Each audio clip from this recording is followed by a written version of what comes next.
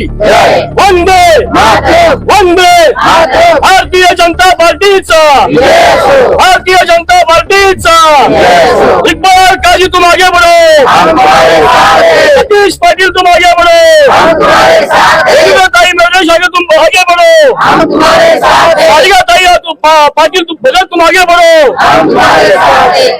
कशा प्रकारे जनतेचा प्रतिसाद मिळत आहे?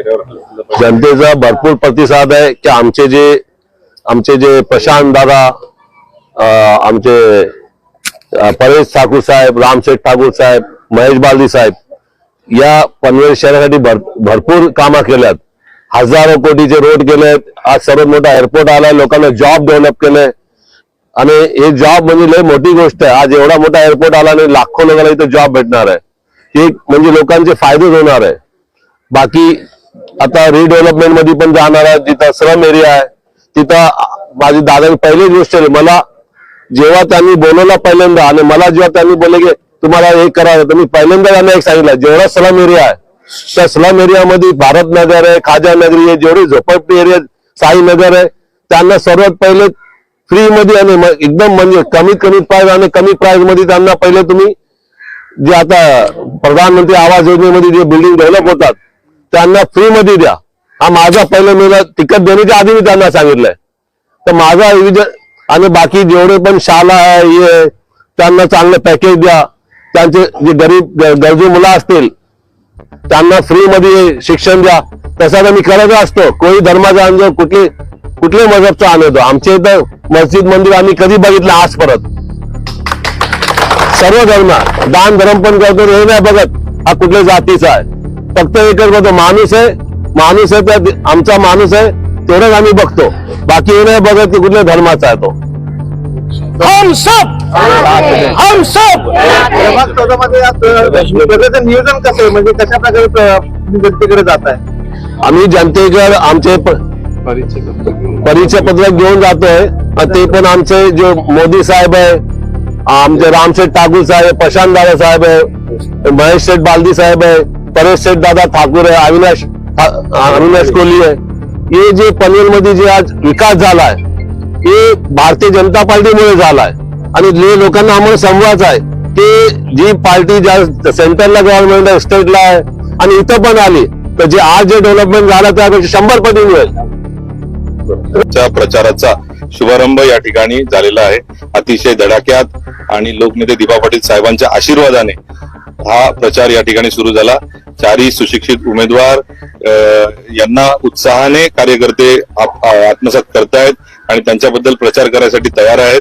सन्माननीय लोकनेते रामशेठ ठाकूर साहेब, सन्माननीय आमदार प्रशांत ठाकूर साहेब, आमचे भारतीय जनता पार्टीचे जिल्हाध्यक्ष अविनाश कोळी साहेब, परेश शेठ ठाकूर, सन्माननीय नितीन पाटील साहेब यांनी जो आमच्यावरती विश्वास दाखवला, सन्माननीय आमदार महेश शेठ बालदी हे जे या निवडणुकीचे प्रमुख आहेत यांनी जो आमच्या सर्वांवरती विश्वास दाखवला आणि आम्हाला या सगळ्यांना उमेदवारी दिली आणि त्यांनी जी लोकभावना ओळखली त्याच्याबद्दल आम्ही सर्वांना प्रथमतः धन्यवाद दिले आणि आजच्या या प्रचाराला या ठिकाणी शुभारंभ दिला.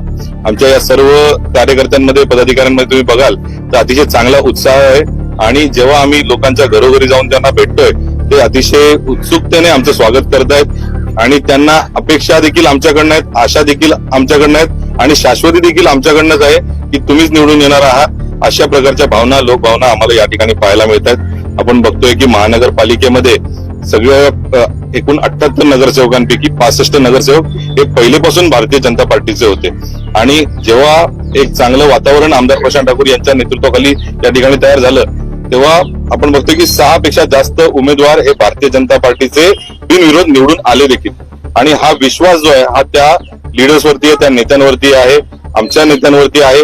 लोकांची भावना सर्वत्र आपण बघताय तर मला असं वाटतंय की 78-0 अशी परिस्थिती पनवेल महानगरपालिकेत राहील आणि ते गेल्याशिवाय कोणी आम्ही या ठिकाणी कार्यकर्ते थांबणार नाही.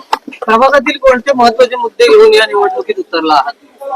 आमचा हा जो प्रभाग आहे अतिशय मोठा आहे. तुम्ही बघितलं तर मिरची गल्लीच्या इथून कोळेश्वर मंदिराच्या जे शाळा आहे तिथपासून जो सुरू होतो तो अगदी हा ठाणा नाका रोड या बाजूने खाडीपर्यंत हा परिसर पसरलेला आहे. मग त्याच्यामध्ये धाकटा खांदा गाव आहे, मोठा खांदा गाव आहे, पलीकडे खांदेश्वर स्टेशन पर्यंत ज्या सोसायटी त्या आमच्यामध्ये आहेत आणि खांदा कॉलनीमधील देखील अनेक सोसायट्या या आमच्या प्रभागामध्ये येतात. अतिशय वेगवेगळ्या प्रकारचा हा प्रभाग पसरलेला आहे. म्हणून उमेदवारी देताना 4 उमेदवार जेव्हा ठरवले तेव्हा मोहल्ल्यामधून एक उमेदवार सन्माननीय इक्बाल काझी साहेब आहेत. त्याच्यानंतर साईनगर ठाणा नाका रोड या बावन बंगला या परिसरातील उमेदवार म्हणून मला माझ्या पत्नीला या ठिकाणी उमेदवारी दिलेली आहे. धाकटाखांदा गावातून माजी नगरसेविका सन्मान्य सारिका भगत यांना त्या ठिकाणी नेतृत्व करण्याची संधी या ठिकाणी पक्षाने दिली.